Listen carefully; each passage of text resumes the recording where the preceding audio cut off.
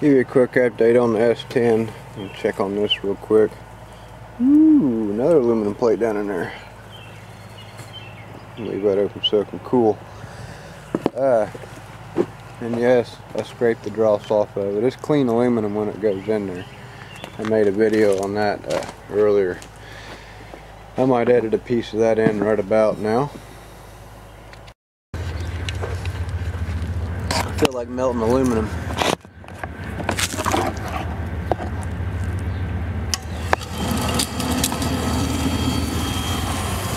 See how easy that is. Just turn it on.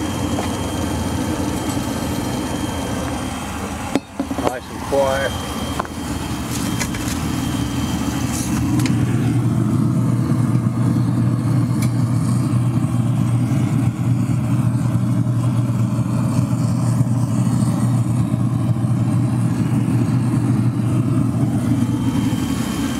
So yeah, just let that run for, a little while.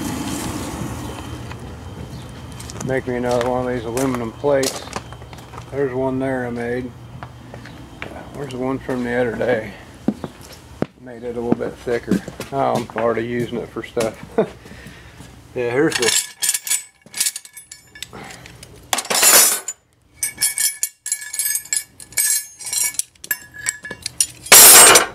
one I made the other day. It's gotten dirty, but real nice, thick, heavy plates. I don't know what that weighs, but they're handy for stuff. Figured I got enough aluminum from work, so I might as well start making a bunch of them plates like that. And got tired of pouring bars. That's too much work. The way I got this set up, I melt the aluminum down through my furnace at work, and then bring home these pellets.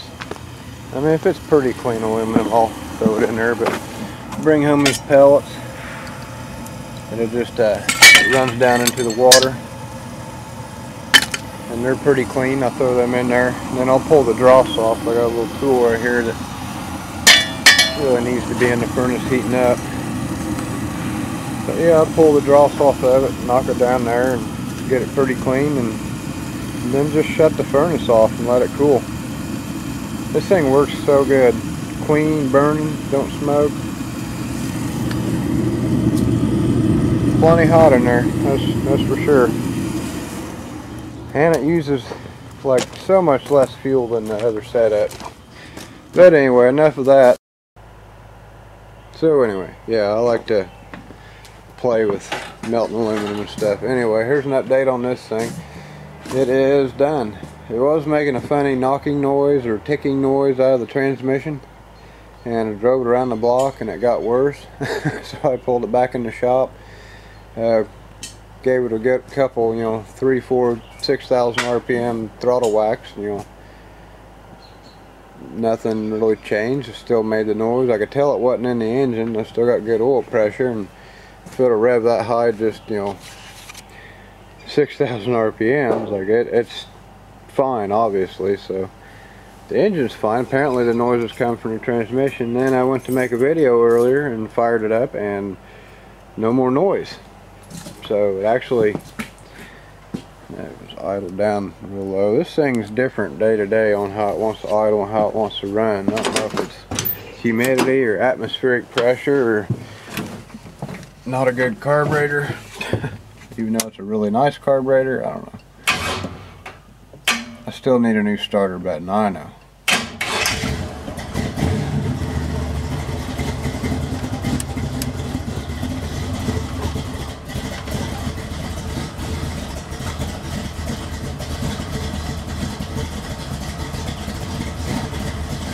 I don't really hear it making that noise.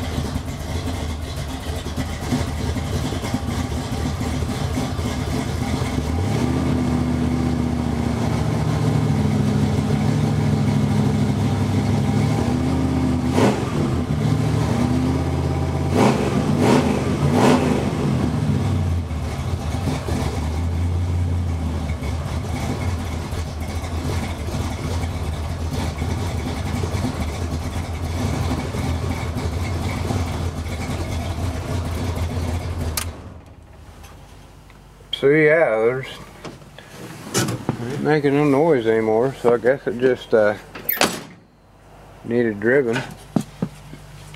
There's not a lake of fluid underneath it, so that's a plus. I thought I was going to have to replace the pan gasket, and I probably still will replace the pan gasket. Damn,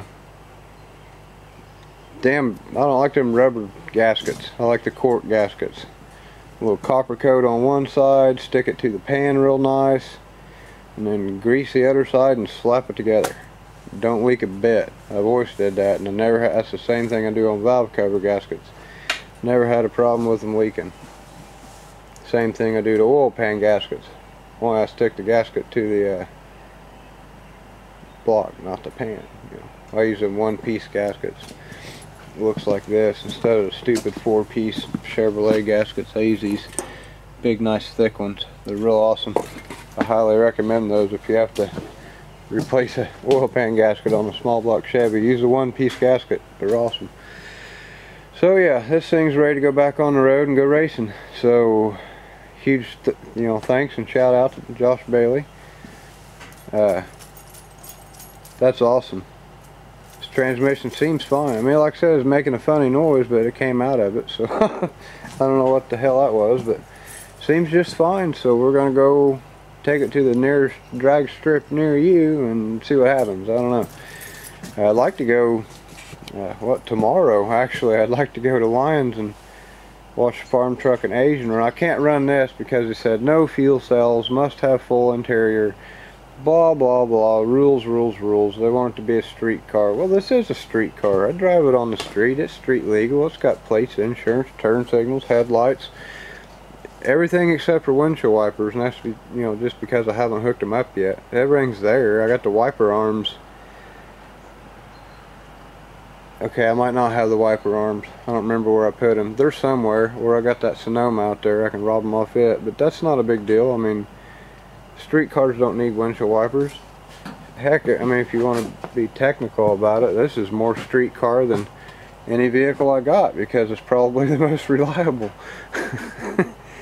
But I mean, yeah, my Dodge don't have windshield wipers. This don't have windshield wipers. The work truck sometimes has windshield wipers. The stupid white truck S10 that's giving me problems now with electrical stuff don't have windshield wipers anymore, like my van does. My